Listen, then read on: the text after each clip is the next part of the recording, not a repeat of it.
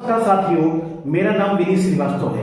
मैं जनपद रायबरेली के उच्च प्राथमिक विद्यालय खैराना विकास क्षेत्र अमावा में सहायक अध्यापक के पद पर कार्यरत हूँ। जैसा कि पृथ्वी दिवस के ऊपर कुछ वाक्यों को सजाने और संवारने का आज हमें अवसर दिया गया है।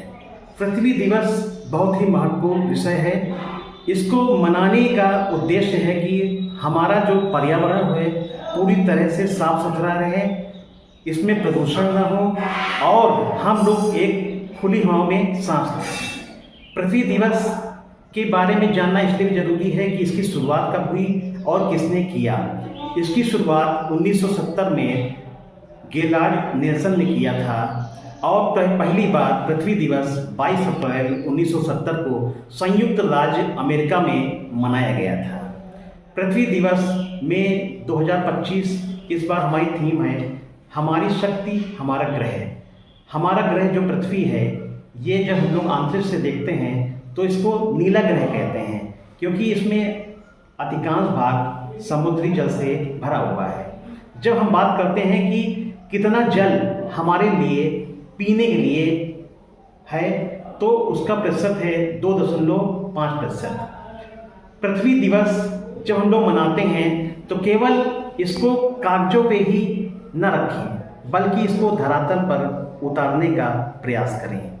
इसके लिए हम लोग कर सकते हैं कि अपने विद्यालय में और अपने जो आसपास हमारा वातावरण है, ग्रामीणों को भी जागरूक कर सकते हैं कि वो प्लास्टिक का प्रयोग कम से कम करें, क्योंकि जो प्लास्टिक होती है यह नष्ट नहीं होती है और हमारे पर्यावरण को पूरी तरह से दूषित करती है।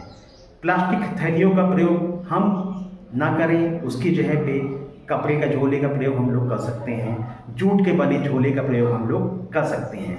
हमारी सरकार भी इस दिशा में बहुत प्रयास कर रही है कि किस तरह से हम लोग प्लास्टिक का उपयोग ना करें और अपने पर्यावरण को हरा भरा बनाएं।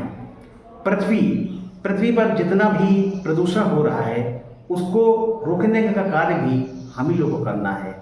इसके लिए हम लोग एक योजनाबद्ध तरीके से अपने प्रयासों को सफल बना सकते हैं और इन प्रयासों को सफल बनाने के लिए हमारी जो शुरुआत होती है वो हमारे विद्यालय से होती है। जब हम अपने विद्यालय में अपने छात्रों को पृथ्वी को साफ सुथरा रखने, पर्यावरण से सुरक्षित रखने के लिए जागरूक करेंगे तो वो संदेश छात्रों के माध्यम से उनके घर तक जाएगा और वहाँ भी उनके जो अभिभावक हैं वो भी इस अभियान में बढ़ चढ़कर हिस्सा लेंगे।